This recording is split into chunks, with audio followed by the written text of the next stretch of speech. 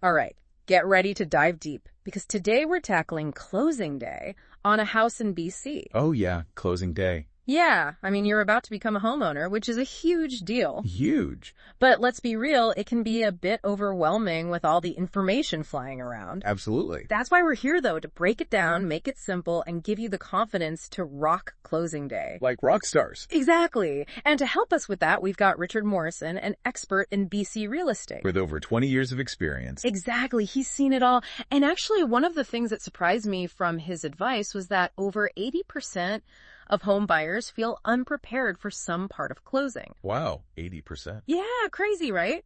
But that's where we're doing this deep dive, so you can be in that other 20%. Absolutely. No one wants to be caught off guard on closing day. So, Richard, let's start with the basics. What actually happens on closing day in BC from a legal standpoint? Well, closing day is when ownership officially transfers from the seller to the buyer. Okay, makes sense. You'll be signing a bunch of documents, the mortgage agreement, transfer of title, all that fun stuff. Oh, yeah, the paperwork. And you'll provide your down payment and closing costs to your lawyer. Right, those infamous closing costs. Yes, and Richard emphasizes that you really need to understand those costs before closing day.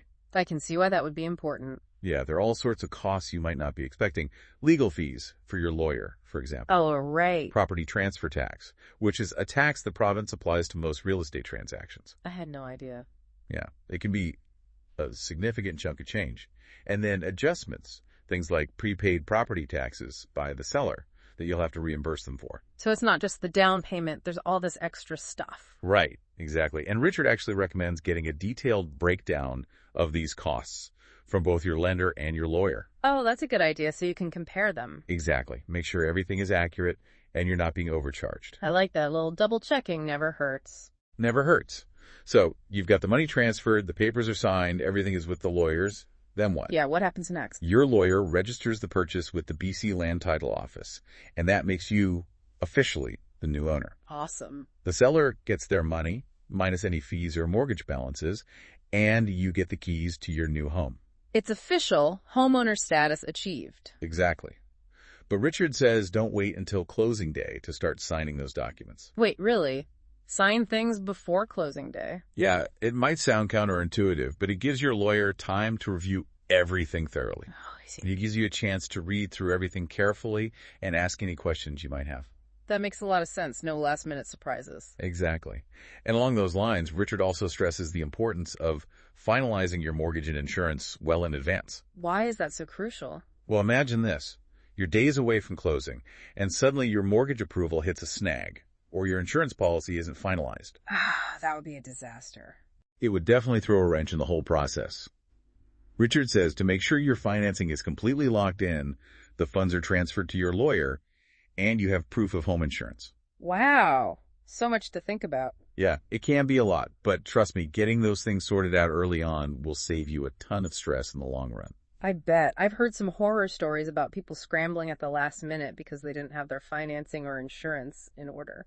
It happens more often than you think. So we've got the paperwork sorted, the money's ready. What else do we need to know? Well, Richard's got another crucial piece of advice.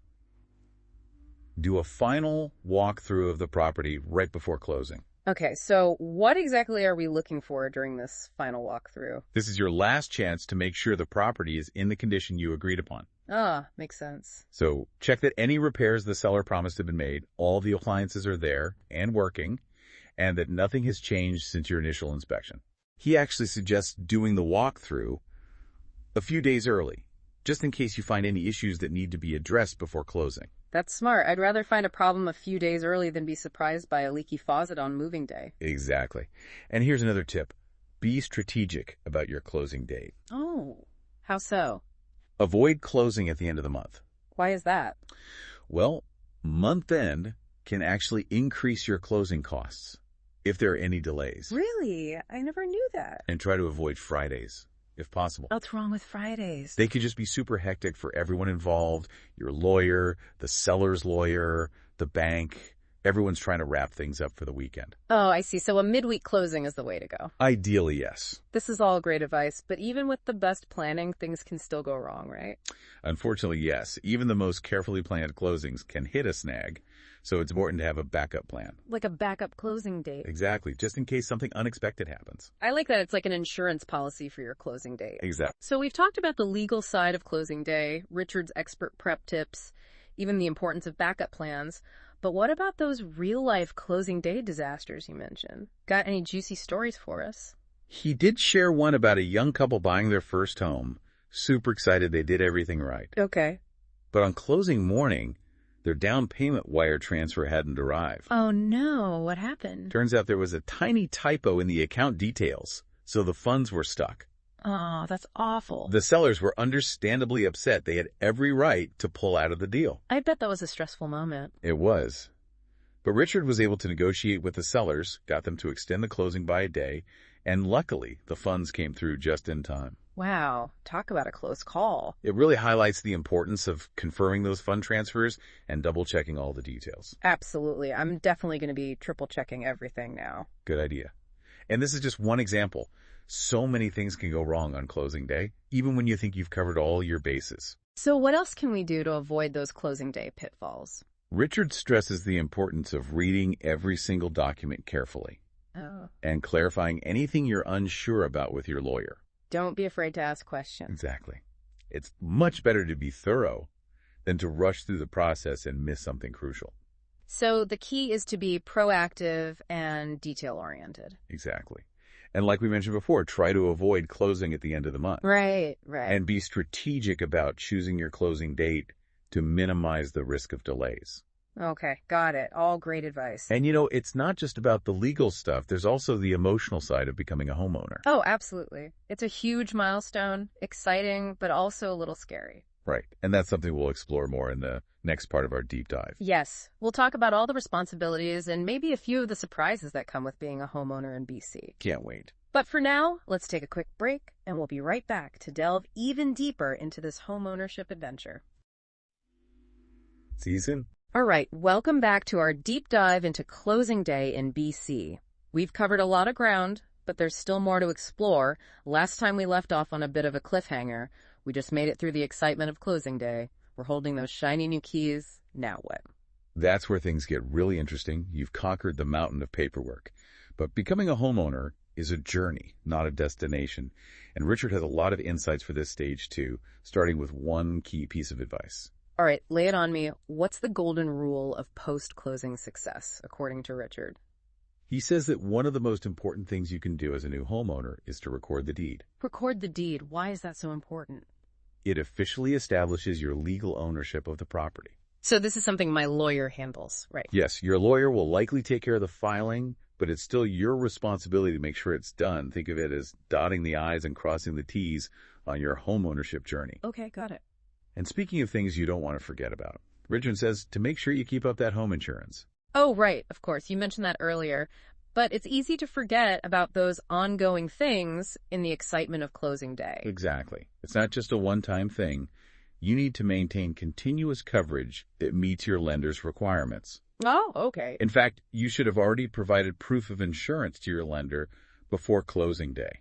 Wow, that's a good point. I know someone who had a small kitchen fire a few months after buying their first home, and they hadn't gotten around to setting up their insurance yet. They ended up having to cover all the damage themselves. Ouch. Yeah, that's definitely not something you want to experience. Definitely not. It's a good reminder that unexpected things can happen, and being prepared is key. Absolutely. Now, depending on your property, you might also have HOA fees to pay. HOA fees? What are those exactly? If you're part of a homeowners association, you'll need to pay HOA fees, which cover shared amenities and services in your community, like landscaping or a pool. Ah, so it's like paying for the upkeep of the neighborhood. Okay, what about more, mundane things like utilities and changing my mailing address? I feel like there are going to be a million places I need to notify. You're not wrong. It's a bit of an administrative marathon, but it's important to tackle those tasks early on. Right. Make sure to contact all your utility providers, electricity, gas, water, internet, to transfer the accounts in your name. Okay. And don't forget to update your mailing address with everyone, from the post office to your bank and any online subscriptions you have. Speaking of a million things to do, what if I'm planning renovations? That was one of the main reasons I wanted to buy a place, but now it's starting to feel a bit overwhelming. I hear you. It's definitely important to do your homework if you're planning any renovations. Okay. You need to check local building codes and get any necessary permits. Right. And if you're in an HOA community, you'll also need to check their guidelines to make sure your plans are compliant. Wow. So many rules and regulations. I know, it can be a lot. Are there any other post-closing surprises lurking out there? Oh, one more important thing. Taxes. Taxes. Yeah, make sure you keep thorough records of all your home-related expenses, including mortgage interest, property taxes, and even those HOA fees we talked about. Got it. They could be valuable deductions when tax season rolls around. Okay, I'm definitely going to need a bigger filing cabinet. Probably. But speaking of things we need to keep track of, let's circle back to those hidden closing costs you mentioned earlier. Can you give our listener a little more detail on what to look out for? Absolutely. One of the biggest ones is the land transfer tax. Land transfer tax? Yeah, it's a provincial tax applied to most real estate transactions in BC. Oh, okay. The amount you'll pay depends on the purchase price of your home. But there is a first-time homebuyer exemption you might be eligible for. Oh, really? Yeah, it could save you a lot of money. So it pays to do your research and see if you qualify for any exemptions? Absolutely. And then, of course, there are the legal fees for your lawyer. Their fees can vary, so it's always a good idea to shop around and get quotes from a few different lawyers who specialize in real estate. Makes sense. It's a big decision. And you want to make sure you're working with someone you trust. Exactly. And before closing, you'll also want to factor in the cost of a home inspection. Home inspection, that's essential, right? It's highly recommended. It's a good idea to have a professional assess the property for any potential issues before you finalize the purchase. Definitely worth the peace of mind. Exactly. And of course, don't forget about property insurance. You'll need to have coverage in place before closing, so factor that cost into your budget as well. Wow, it's amazing how many costs there are beyond just the down payment and the mortgage. Yeah, it can be overwhelming. It's no wonder so many people feel overwhelmed by the closing process. It's a lot to take in. But with all this great advice, I'm actually starting to feel much more prepared. That's great to hear. It feels like we've covered so much ground already. We have. And I think our listener is probably feeling a lot more informed and confident, too. I hope so. And there's even more to come. In the final part of our deep dive, we'll be exploring some additional resources and tips to help you navigate the exciting world of homeownership. You won't want to miss it. Ooh, a cliffhanger. Well, listeners, you'll have to stay tuned for part 2, where we'll explore all the exciting and maybe a little daunting responsibilities that come with being a homeowner in DC. But don't worry, we'll be here to guide you every step of the way. Absolutely. See you in part 2. Welcome back to our deep dive into closing day in BC. We've covered a lot of ground, from legal details and practical tips to managing the emotional roller coaster of becoming a homeowner. I don't know about you, but I'm feeling a lot more prepared for this whole home ownership thing. Me too. And just to make sure you're feeling super confident, we've got some additional resources and insights that will set you up for success in this next chapter. All right, bring on the resources. What kind of insider knowledge are we sharing today? Richard actually had a really interesting point about this. He said that buying a home can sometimes feel like joining a secret society. There's a whole new world of knowledge, experiences, and even challenges that you're about to enter. That's such a great analogy. It's like you've suddenly been initiated into this exclusive club of homeowners, but you haven't gotten the secret handshake yet. Exactly. And that's where connecting with other homeowners becomes so valuable. They've been through it, they know the ins and outs, and they can offer firsthand advice, support, and even just a sympathetic ear when you need it. So where can our listener find these seasoned homeowners who are ready to share their wisdom? Well, there are so many great resources out there. Online forums and social media groups can be a great way to connect with other homeowners in your area or even across the country. And don't underestimate the power of your own neighborhood. Join a local association, strike up a conversation with your neighbors. You'll be amazed at how much you can learn just by chatting with people who have been in your shoes. I think sometimes we forget about the value of real-life connections in this digital age. There's something special about getting advice from someone who lives and breathes the same community as you. Absolutely. And speaking of learning, there's also a wealth of information available online. Okay, but the internet can be a bit of a double-edged sword. How can our listeners sift through all the noise and find information that's actually reliable? That's a great point. Not everything you read online is accurate or trustworthy, especially when it comes to something as important as home ownership. Stick to reputable sources like government websites, professional organizations, and well-established real estate blogs. Got it. So no taking advice from that random guy on Reddit.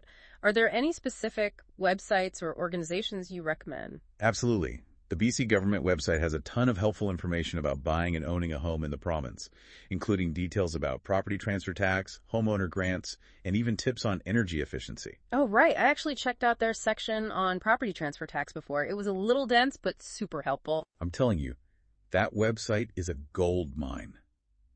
And don't forget about professional organizations like the Canadian Real Estate Association and the Real Estate Council of British Columbia. They offer resources, guidelines, and consumer protection information that can be incredibly valuable for homeowners. Okay, so we've got online forums, social media groups, government websites, professional organizations. Anything else we should add to our resource list? One last but very important resource is your team of experts. Ah, yes. Our trusty realtor, lawyer, and mortgage broker. They've been with us every step of the way. Exactly. They're your go-to people for any questions or concerns you have throughout your homeownership journey, not just during the closing process. Don't hesitate to reach out to them for advice, guidance, or even just a pep talk when you need it.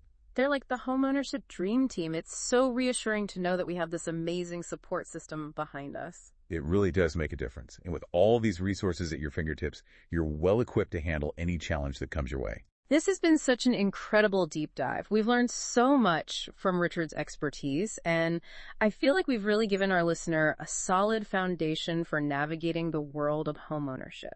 I agree. It's been a pleasure sharing all this information, and I hope our listener feels empowered and excited to embark on this new adventure.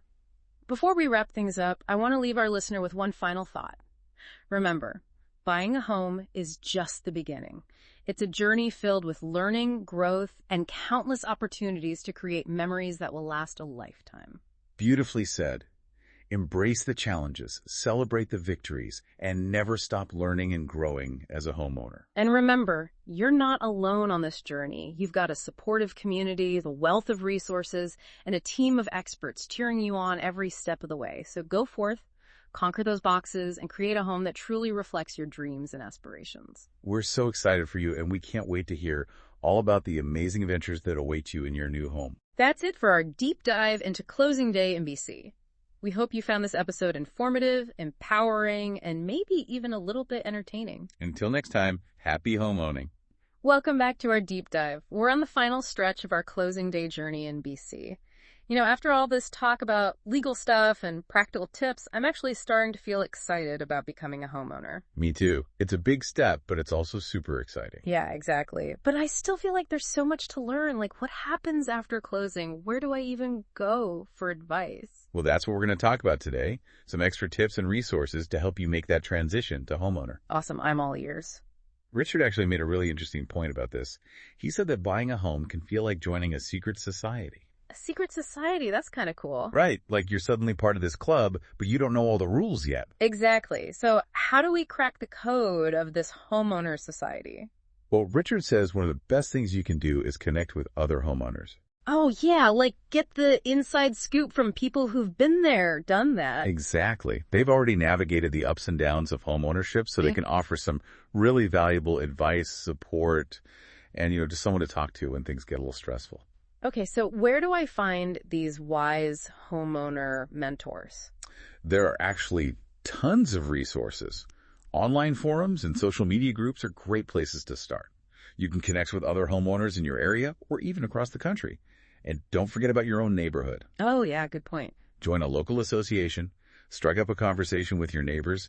You'd be surprised how much you can learn just by chatting with people who live in the same community. You know, I think we often forget about the power of those real-life connections. In this digital age, it's easy to get lost in online forums. But sometimes, the best advice comes from someone who's right down the street. Absolutely. But of course, there's also a ton of information available online. Right, but the internet can be a bit of a jungle. How do I know what to trust? You're right. Not everything you read online is accurate. So it's important to be discerning, especially when it comes to something as important as homeownership. Okay, so any tips for navigating the online world of homeownership advice? Definitely. Stick to reputable sources like government websites, professional organizations, well-established real estate blogs. Got it. So no taking advice from random Reddit threads. Probably a good rule of thumb.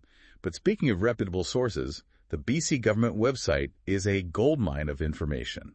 Oh, right. I think I glanced at it before, but it seemed pretty dense. It can be, but it's worth digging into. They have tons of helpful information about buying and owning a home in BC, details about property transfer tax, homeowner grants, even tips on energy efficiency. Wow, okay. I'll have to give it another look. You should. And don't forget about professional organizations like the Canadian Real Estate Association and the Real Estate Council of British Columbia. Okay. They offer resources, guidelines, consumer protection information, all sorts of helpful stuff. So we've got online forums, social media groups, government websites, professional organizations. What else? Anything I'm missing? Well, and one last but very important resource is your team of experts. Oh, right. My realtor, lawyer, mortgage broker, those guys. Exactly. They've been with you every step of the way, and they're still your go-to people for any questions or concerns you have. So it's not goodbye after closing day. It's more like see you later. Exactly. They're there to support you throughout your homeownership journey, so don't hesitate to reach out to them for advice, guidance, or even just a pep talk when you need it. Okay, that's reassuring to know. It really is. Yeah. And with all these resources at your disposal, you're well equipped to tackle anything that comes your way as a homeowner. This has been such an awesome deep dive. We've learned so much from Richard, and I feel like we've really given our listener a solid foundation for navigating this whole homeownership thing. I agree. It's been great. Before we wrap up, I want to leave our listener with one final thought. Remember, buying a home is just the beginning. It's a journey, and it's going to be filled with all sorts of challenges and triumphs. But ultimately, it's about creating a space that's truly yours. Beautifully said. So embrace the process. Learn as you go, and don't be afraid to ask for help when you need it. And remember, you're not alone on this journey. You've got a supportive community, a ton of resources, and a team of experts cheering you on. It's going to be an amazing adventure. And on that note, we're signing off. Thanks for joining us on this deep dive into closing day in BC. We hope you learned a lot, and we wish you all the best on your homeownership journey. Happy homeowning, everyone!